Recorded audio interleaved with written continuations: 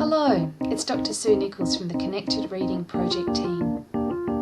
And today I'm going to talk to you about wondering. Wondering is one of the ways that we connect ideas within a book or a story. Our minds, when we're reading, listening, or looking at pictures, are always picking up on the clues that authors and illustrators put there for us. And we use these clues to help us to make predictions about what might happen next.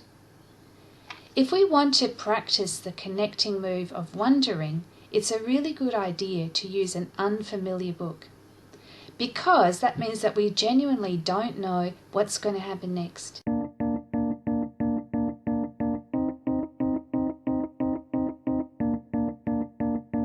It means that you, as a parent or carer or older sibling, can join in with the wondering with your child. Let's have a look at a particular book. This one I've chosen today is called Pet Problem. It's about a little girl called Julie who really wants a pet. Let's pick it up at the point of the book. That is a little way into the book, and I'll read you some of this story. Suddenly, her sleepy thoughts were interrupted by her brother Mike. "Mum says you have to come home right now," he said, "and no taddies." "But I want to watch them grow," Julie complained. "They're my pets." Mike peered into her jar full of tadpoles. "You got some beauties today. Big ones, little ones, wriggly ones." "I'll give you the biggest one if you help me sneak them into the house," offered Julie. "Gran will blow her top if you do that. You'd better tip them out now. Hurry, or we'll be late for tea." "You go ahead and I'll follow," Julie said. "I want to say goodbye to them first." Julie climbed quickly through the hole in the back fence. Her jar of tadpoles bulged awkwardly inside her shirt. She hid behind a bush and peered around cautiously. No one was there. She ran through the yard, up the back steps and into her room. Quickly she hid her pets. Then she washed her face and hands and went into tea. I paused the story at this point because that was a point which would make me as a reader wonder about what may be going to happen in the story. Now, as a parent or carer, if you pause at a point like this and you would like your child to do some wondering, you could ask a question.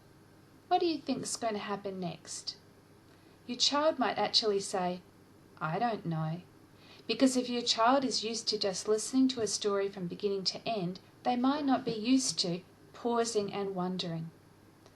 If that's the case, it's good for you as an adult to actually join in and do some wondering of your own. You can't make a mistake with this kind of thing. So, if I was going to wonder for myself with this book, I might do it like this. Julie's brought a jar of taddies into the house, and they're going to grow. So she might keep those taddies in the cupboard, but they're going to get bigger. I wonder what's going to happen when the jar gets too small. What is she going to do with them then? You see how my wondering started, a sort of chain of wondering, and your child will most probably join in at that point. But children quite often have their own predictions and speculations, and they can surprise you. I shared this book with one little child, and she said, "Those taddies are going to die." That's a pretty tough prediction, but actually it makes a lot of sense too. Wondering in this way is not about closing down any guesses or speculations, but keeping our minds open and shaping up our view of the book as we go through it.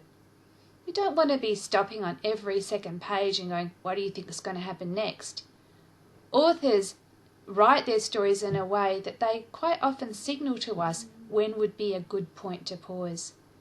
We find ourselves wondering anyway in the course of reading a book, or you might find that happening in the course of watching a movie or reading a novel.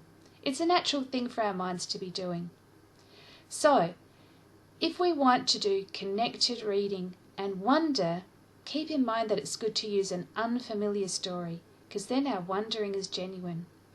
And always be open to the way that your child uses the clues in the book. Children can be very good at noticing visual clues that you might be not so aware of.